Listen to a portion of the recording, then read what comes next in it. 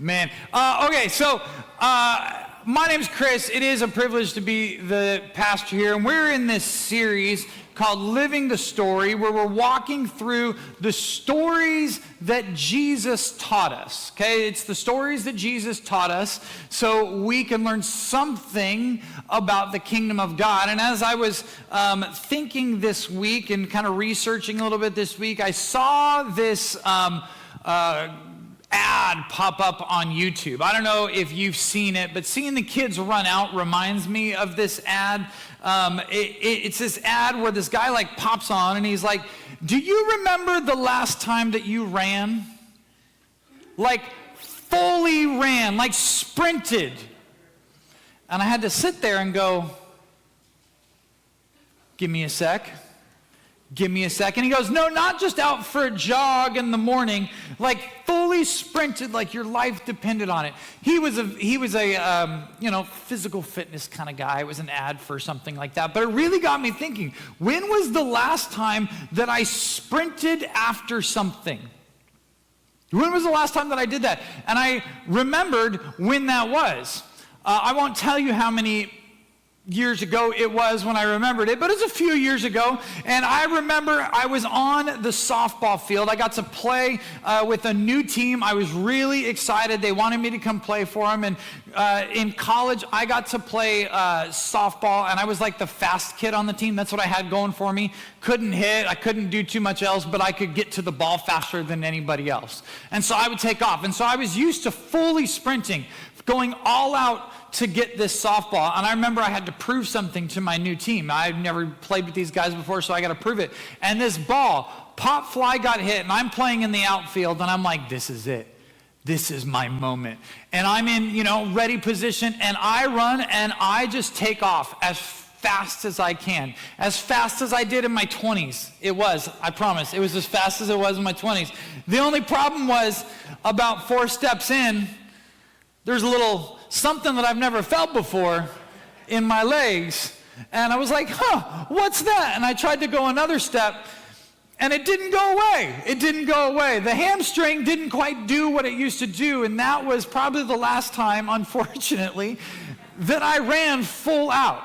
Full out. Like, it's funny because we do that, and think about it. When was the last time you saw an adult fully sprint, fully run, be all in? Kids run all the time. They run out as fast as they can to get to their class. We see the adults going, no, I'm a little more dignified. I'm going to walk down the middle. And we have amazing kids workers. They're awesome. We don't want to put them down at all, but they do. We're going to walk out. No, I'm going to walk. I'm not going to run. Some week, I'm going to have them all run out. It's going to be great. Right? But it's true. Adults don't run very often. And even, we kind of even avoid it if we can. You know what I'm saying? But there are moments when someone you love might be on the other side of something. And you don't think about it. You don't look at here's the way the consequences end here and there. No, you go for it. You're all in. I mean, I think every one of us might know how it feels, right? If there's a kid that's making a bolt for a busy street, no matter what physical condition you're in, you're going to try to go catch that kid, right? Moms, we know what that's like. You're jumping into that as quick as we can. No, we're not doing that, right? We run. Or we get that phone call from somebody you love that maybe they've been in an accident.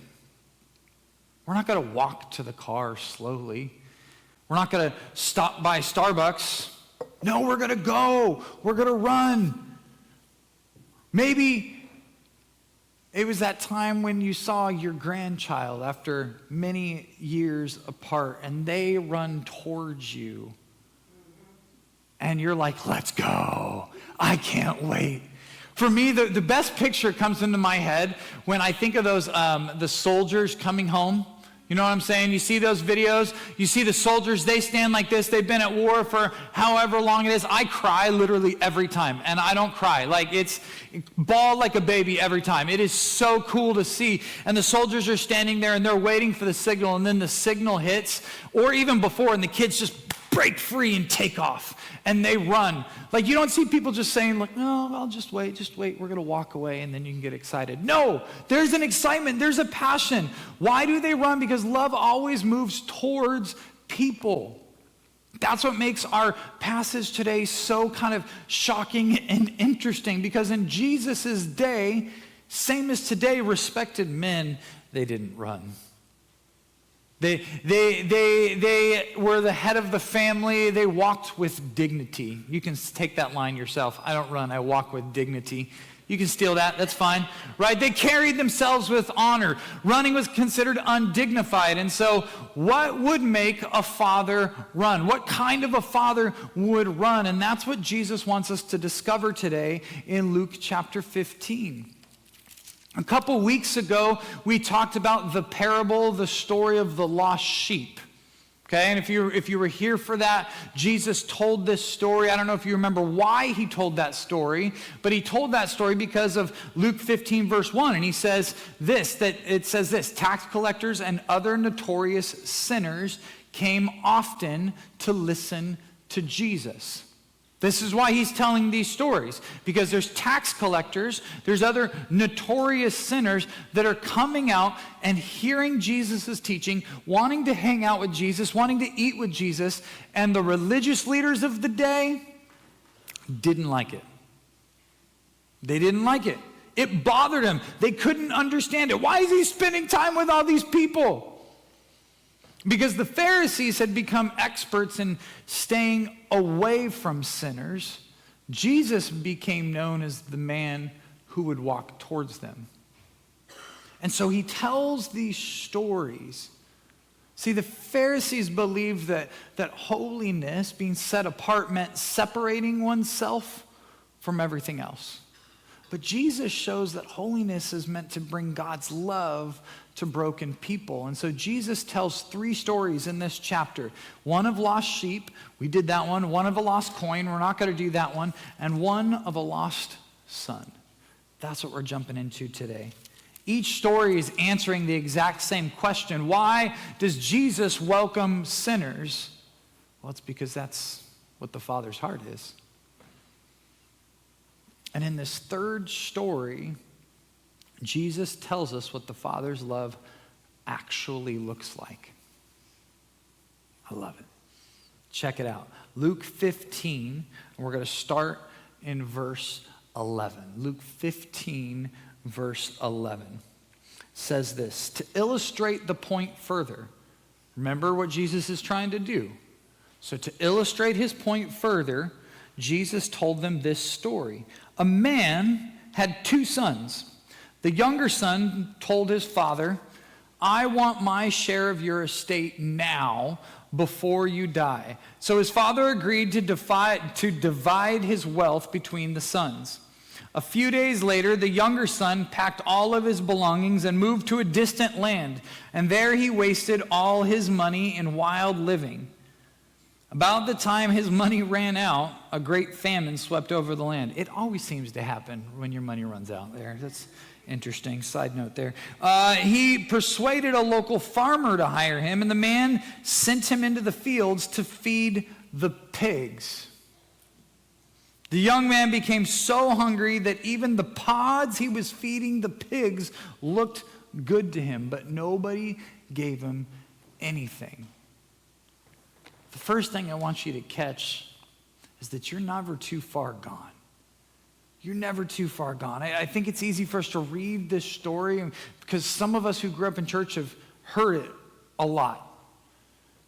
And we miss out on just how offensive this would have been to the religious leaders. Okay, this son was way gone. Every detail in this story that Jesus includes is intentional. He's painting a picture for the Pharisees to understand. And it's not just someone who makes a few bad decisions, but it's someone the religious leaders would have considered completely gone, completely hopeless. First thing we see is that the son walks up to his father and he says, give me my share of the inheritance. Where's my money? Pay up. Right? In our culture, that's rude. You wouldn't do that. But in their culture, it's devastating. It's devastating. It's literally going to look at his father in the eye and saying, Dad, I wish you were dead. I want what you can give me now. I just don't want you. I want your stuff, but I don't need you. Right? Can you imagine hearing that from one of your children, spending years working, saving, holding on to it, building something for your family, and then one day your son says, I'd rather have your money than a relationship with you? Oh, they would have felt this weight. They would have felt this weight. Then he leaves, and he doesn't just leave the house, he goes off to a distant land. He leaves the promised land. He leaves where God's people reside. He leaves and he chooses a life amongst the Gentiles. And the Pharisees listening to this, being so practiced of like, I have to stay away from the Gentiles, they would have been offended. Oh, this guy, he's off his rocker. Every step he takes is a step further and further away from God. Now, I think it's interesting to think about this. It's not just the son's money that he's spending. I mean, he's spending his money that he got from his dad, but he didn't earn it. It's the money his dad earned, right? It's his dad's money. He's wasting his father's hard-earned money. He's taking everything dad spent a lifetime building and handing it to the Gentiles. The Pharisees, again, would have been like, are you kidding me? This guy's done. There's no coming back from this. This wasn't just irresponsible. This is disgraceful. Every step he takes moves him farther away from the Father, from his loving Father. And then Jesus says something that would have made everyone listening cringe back in the day. The son ends up feeding pigs. We may think, bacon, great. Get really excited about that. We're having burritos, right? Like whatever it may be. But for the people listening, pigs were unclean. This was a dirty job. This was the grossest, most disgusting job you could think of that no Jewish person would do. Right? And I could just see these Pharisees imagining, oh man, he can't get any lower than that. This is the lowest of the lows. He's wanting pig food. This guy's gone. He's done. This young man is now living among the pigs. He's feeding them. He was so hungry that he wanted to eat what they were eating. And Jesus couldn't have painted here a more hopeless picture of somebody who left home and hit rock bottom. This is rock bottom. He's broke. He's ashamed. He's alone. He's at rock bottom. And I think that's why sometimes this part of the story resonates with so many of us. Maybe our stories don't involve pigs, but maybe you know what it's like to wake up one day and think, how did I end up here? How did I get here? Maybe it was a relationship. Maybe it's an addiction. Maybe it's a financial decision. Maybe it's a season of running from God, or simply you've been just trying to do life on your own, and you look around and you're like, this isn't what I signed up for. What am I doing? And that's exactly where the son finds himself. That's what Jesus wanted these Pharisees to feel as he's telling the story, as he's trying to teach them, because they could be thinking, oh good, he deserves it. He should be with the pigs. He did all this stuff. He should be gone. He's too far gone. And then Jesus starts to flip the script with the son, and the son finally starts to come to his senses. He realizes, like, I can't keep living like this. I can't go home but I can't go home as a son. And so he comes up with this plan. He's like, I can't do this anymore, so I got to do something. I got to have a game plan. And so he starts rehearsing this speech. Father, I've sinned against heaven and against you. I'm no longer worthy to be called your son. Just make me one of the hired servants. Father, I've sinned against heaven and I've sinned against you. I'm no longer worthy to be called your son. I just make me one of your hired servants. And he's rehearsing this over and over. And he goes, you know what? I'm going to go home. I'm going to tell my dad this. Like you can picture it, like every step walking home, replacing those words over and over. I've sinned against heaven and you. I'm not worthy. Just make me a servant. A few more steps. I've sinned. I'm not worthy. Just let me work for you. No, that's not right. Oh, what am I going to say to Dad? I've sinned. I'm not worthy. Can I just stay? And he's rehearsing this over and over and over. Why? Because shame has a way of writing speeches for us. Right? It keeps telling us that we've blown it, that we don't deserve another chance, that we're never going to be accepted again. That's what shame does. It's this thing that holds over us. I don't know if you've ever rehearsed the difficult conversation. Maybe it was before a meeting for work and you're going in like, all right, and you head to the bathroom before and you're talking into the mirror and you're trying to talk yourself into it so you can have this difficult, okay, just me, all right, great, right? Maybe before telling your spouse something you knew that would be hard to say, you're rehearsing conversations. Maybe before calling someone calling someone after you hurt them, this is going to be a hard one. Maybe before walking into your boss's office, You're driving there and you're saying it over and over in your head. No, that's not right. No, I'll say it this way.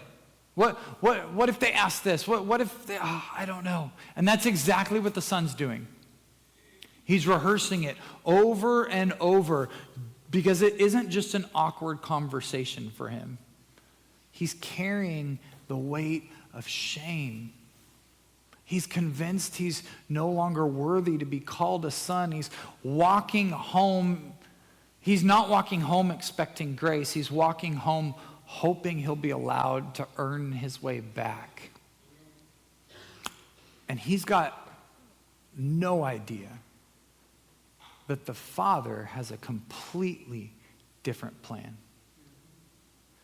Because no matter how far you've wandered, you're never beyond the Father's love. Check this out in verse 20. It says this, so he returned home to his father. So he's on his way home. He's saying the speech over and over. And while he was still a long way off, his father saw him coming. Filled with love and compassion, he ran to his son, embracing him and kissed him. Grace runs first. I love this verse. While he was still a long way off. That's a circle, highlight, underline, because that tells me the father wasn't surprised to see his son. Oh, hey, I didn't know you were coming. The father was waiting. The father was waiting for the son to come home. It wasn't by happenstance. It wasn't on an accident. He'd been watching day after day. He was hoping, wondering when the day was going to be there, praying, looking down that road every evening. Maybe today. No. Every morning. Is it today? No. I kind of think of like modern times a little bit. We have our phones and you're trying to get a hold of a loved one you haven't had and they've left you on unread on your text messages for a long time. And they won't text you back. They won't call you back. And every day you check your phone. No. You check your phone. Are they there yet? No. They're not there. Are they here? No. And then one day, the father sees a figure in the distance. I don't know if he recognized the son by his walk. I don't know. It doesn't say that or how he carried himself. But he sees this figure in the distance, and he's been looking. And he sees someone, and somehow he knows, that's my son. That's my son. And before the son can finish his practice speech, before he gets close enough for even the father to hear his speech, the father takes off. And I don't think it was this like, I'm out for a jog, run. No, I think this was the full like hamstring pulling, like sprint to his son. To us, that's normal, sort of. Maybe we don't hamstring sprint a lot, right? But then, remember, it was shocking. Distinguished men didn't do that. The Pharisees would have been like, why is he running? That's ridiculous, right? Running meant lifting your robe, exposing your legs, and that was undignified. Didn't want to do that. Respectable men didn't do that. But for this father, his son was home and he couldn't help it. He couldn't help it. Did you catch what it was? While he was a long way off, his father saw him coming, filled with love and compassion. That's what fueled the run. That's what fueled the run. His son was home. Grace runs towards people everyone else has given up on. And I just picture it. The father gets there and gives him a hug and he gives him a kiss. And the son starts his speech, maybe not even look at him. Dad, I've sinned against heaven. I've sinned against you. I'm no longer worthy. And before the son can finish his speech, before the son even gets there, the father interrupts him. He doesn't answer him. He interrupts him. The father never answers the son's request. He doesn't even acknowledge it. His son said to the father, I've sinned against both heaven and you. I'm no longer worthy to be calling your son. But the father said to the servants, quick, bring the finest robe in the house. Put it on him. Get a ring for his finger and a sandals for his feet. Kill the calf we've been fattening. We must celebrate with a feast. For this son of mine was dead and now has returned to life. He was lost and now he's found. So let the party begin. Let the party begin.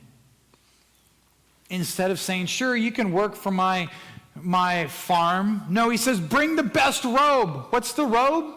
Restoration. You're part of this family. Put a ring on its finger. What is that? It's authority. It's family. It's identity. Put sandals on his feet. That's what I'm talking about. That's my kind of father right there. Hopefully they're rainbows and they're great for the feet, right? Like, bear with me. Put sandals on his feet. Sandals, servants were barefoot. Sons wore sandals. The father isn't just forgiving him. He's restoring him. He's restoring him. And then, on top of it all, go kill that fattened calf, this thing that we've been saving for dignitaries, for a party, for a feast. Go kill that because we're having a big old barbecue. Grace doesn't just forgive you, grace restores you. I love verse 24. For this son of mine was dead and now has returned to life. He was lost, but now he's found. So let the party begin. Church, can I tell you, that's the gospel. It's exactly what Jesus did for us. Like we come to him thinking like, oh, maybe I'll try harder. Maybe I'll read my Bible more and Jesus will love me more. Right? Maybe I'll say a longer prayer at lunchtime today and I'll be able to get my way into heaven. Maybe I'll become a better person. Maybe I can earn another chance, but that's not the gospel. The gospel is that while we were still a long way off, Jesus ran towards us. Jesus came towards us. Romans 5:8 says that while we were still sinners, Christ died for us. Before we cleaned ourselves up, before we stopped cussing, before we got our lives together, before we deserved it, Jesus made that first move. It's this prevenient grace. It's this grace that goes before us. And did you notice that the Father never says, I told you so? right? He never says, well, you made your bed, now lie in it. I think I heard my dad say that one time, maybe one time, right? He never says, go and stay in your room, you're grounded. He doesn't do that. He never says, you're going to have to earn my trust back. He simply says, my son is home. My son is home. And you would think that this is the happy ending where the story ends. Sweet. We can get out of church and get to lunch early. Hallelujah. No, it doesn't end there. It doesn't end there. The son comes home. The father runs to him. Grace wins. Everybody lives happily ever after. But Jesus isn't finished. He pushes in more. Because remember who he's talking to. The Pharisees. They're still standing there. They're listening. They're still upset that Jesus is hanging out with these sinners and not the church people. And so Jesus introduces this other character, the older brother. Any older siblings in here, right? Hallelujah. I love it. There we go. This one doesn't reflect good on us, but that's okay. That's okay. Verse 25. Meanwhile, the older son was in the fields working, probably doing what he did for years, supporting dad, supporting the family farm, being there. He was in the field working. When he returned home, he heard music and dancing around the house. And he asked one of the servants, what is going on? Your brother's back, he was told, and you and your father has killed the fattened calf, and we're celebrating because of his safe return. The older brother was angry and wouldn't go in. And so his father came out, circle, highlight, underline, and begged him. But he replied, all these years I've slaved for you, and you've never once refused to do a single thing you told me to do. And in all that time, you never gave me even one young goat for a feast with my friends. Yet when this son of yours comes back after squandering your money on prostitutes, you celebrate by killing the fattened calf? I don't know if he had a name for the calf. That would have been interesting. His father said to him, look, dear son, you've always stayed by me, and everything I have is yours. We had to celebrate this happy day, for your brother was dead and has come back to life. He was lost, but now he's found. Don't miss the Father's heart here. This is the Father's heart. This is the crux of the whole story. The older brother, the one that stayed by his father's side, the one that put the work in, the one that had the inheritance, the responsible one. Here's the music. He hears the celebration. And someone tells him, your brother's home. And instead of rejoicing, he's mad. See, the father saw restoration. The older brother only sees the past. And he says, Dad, come on. I've been here the whole time. I've worked for you. I've obeyed. I've done what you've asked, and I've never left. You didn't throw me a party. Now they sound like siblings, right? And then he says something heartbreaking. He doesn't say, oh, my brother. He can't even acknowledge him. He says, this son of yours. He's so consumed by resentment, he can't even call him family anymore. And if we're honest, as I got thinking about this, I can understand that. Because sometimes forgiveness can feel unfair. Especially when someone has hurt someone that we love, or even us. Maybe you've watched someone destroy a marriage, or hurt your parents in a way, or walk away from their kids, or take advantage of somebody. And when they come back, you're like, yeah, but. Grace doesn't always feel easy. The older brother wasn't wrong about the pain. There's a lot of pain there. But he was wrong about the father's heart. The father was partying with his son, and he left the party and went after the older son. Did you catch that when you read this story before? Earlier, he ran towards the younger son. And now, because of his heart, chases after the older son. He walks out to meet him because he loves them both. He says, "My son, you've always been with me. Everything I have is yours." We had to celebrate because grace celebrates what resentment remembers.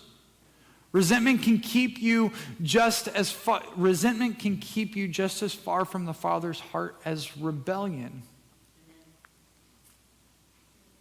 You can still live in the Father's house and still miss the Father's heart. See, I think it's amazing. The younger son thought he was too broken to come home, and the older brother thought he was too good to need grace. One needed forgiveness, the other needed compassion. They both needed the Father. Maybe that's why Jesus tells this story. Because whether you've been running from God or you've been sitting in church your whole life, we all need the grace of the Father. The ground is level at the foot of the cross. Something I find interesting in this story is Jesus seems to leave it unfinished. We never find out what the older brother does. Does he go back in? Does he stomp away mad? What does he do? Jesus doesn't tell us. Because I don't think Jesus was just telling their story. I think he's inviting us into it. I think he was inviting the Pharisees into it. I think he was giving the Pharisees a chance. Because remember who's listening to this story? Why he's telling this story. It's almost like, okay, what are you going to do with it? How are you going to live it out, Pharisees, religious leaders? Maybe today, I don't know, you feel like the younger son. You've watched, you've wandered, you've made mistakes, you feel like you're carrying shame, and you're like, I shouldn't even be here. Maybe you've been rehearsing your own speech, even on the way to church today. God, if you just give me one more chance, I will show up to church every time. God, I'll do better this time, I promise. Can I tell you something? You don't have to earn your way to God. You don't have to earn your way home. The Father has already come running. Maybe others of us in here today feel more like the older brother. You've done the right things, you've been faithful, but somewhere along the way, we've forgotten the Father's heart. We've forgotten that every one of us stands in need of the same grace. Because that's the point of these parables, whether it's a lost sheep or two sons. Jesus is showing us the extravagant love of a Father who never stops pursuing people. Amen for that. Did you catch what brought the younger son home finally? Hunger. He finally realized that everything he'd been chasing had left him empty. Maybe that's where some of us are today. We've been chasing success, relationships, approval, money, control, thinking one more thing would finally satisfy us, only to discover that we're still hungry. Because the deepest hunger of our hearts can only be satisfied by the Father. And that's the good news of the gospel, church. I want you to catch that and hold on to that, is that you don't have to satisfy that hunger yourself. Paul says in Ephesians 2 that God saved you by his grace when you believed, and that you can't take credit for it. It's a gift from God. It's a gift from God because he loves you so much. That's the gospel. The younger son couldn't earn his way home. The older brother couldn't earn his father's love, and neither could we. It's already been given to us. God doesn't love you because you've been good enough or you're just a really nice person. He loves you because that's who he is. And that's why Jesus came. He stepped into our brokenness. He took our sin upon ourselves, and he died a death on a cross that we deserved so we could receive the life we never deserved. So that instead of standing outside the Father's house looking in, just wanting to eat scraps, wondering if we'd ever be accepted, we could become sons and daughters of the Father again. And today, we're going to remember that, and we're going to live it out with communion. Because that's exactly what communion reminds us of. The Father didn't welcome his son home with a lecture, right? He didn't get mad at him. He welcomed him home with a feast. Let's party. He said, bring the best robe. Put a ring on his finger. Kill the fattened calf. Let's celebrate. See, today we come to a table not because we've earned a place here, not because we've gotten everything right. We come because Jesus made a way for us to come. And so in a few moments, I'm going to invite you to come take some bread and a cup of juice and take it back to your seat and worship with the team. If you can't get there, don't worry, we'll get to you. We'll get to you. And I want you to remember this, that there's nothing that you could do to make God love you more. There's nothing that you've done that places you beyond his grace. The Father is still running towards people, and he's not pulling a hammy trying to get there. He's running full speed towards people as they turn to him, and today, that's the invitation. Come home. You don't have to be a member here at Arden to take communion. Biblically, we see that you got to love the Lord. You got to make him your Lord and your Savior. And maybe today, that starts for you today. Taking communion can be a moment where maybe you first said yes to Jesus, and you're like, God, I need you in my life. I'm going to lead us in a prayer. And if that's you today and you need to say yes to Jesus, you need to come home, or you need to say yes to him for the first time, I want to encourage you to do that. And then we'll take communion and remember what God has done for us. Remember that he ran towards us. Remember that he took our sin and put it on a cross.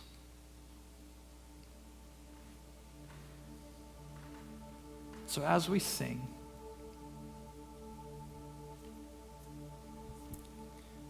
come on up, and then you can come back and sit. And we'll all take it together in a moment. But I'm going to pray before we take communion. And as we do, if there's someone in here, if you're in here and you're like, man, I need to say yes to Jesus again, can I just encourage you to do that? Maybe right now you've been that son who feels too far gone. You're never too far gone. Say yes to Jesus today. Make him Lord in your life. Come home. Jesus, we love you. Jesus, we praise you today. God, I thank you for this moment that we've come to, that you run towards us. God, that you are our God and King. God, and I feel that Maybe there's some of us in here who need to run back to you. Maybe there's some of us in here who need to say yes to you. And that's simple. If that's you and you feel like, man, I need to run, I need to turn back to the Father, I just want to encourage you to repeat these words after me. There's no power in these words. There's power in the one we're praying them to. And it's simply, dear Jesus, I praise you for who you are. God, I'm sorry for the things that I've done. I'm sorry for turning my back on you. God, I need you today. I need you to be my living hope. Jesus, would you forgive me of my sins? I say yes to you today. And everybody said, amen.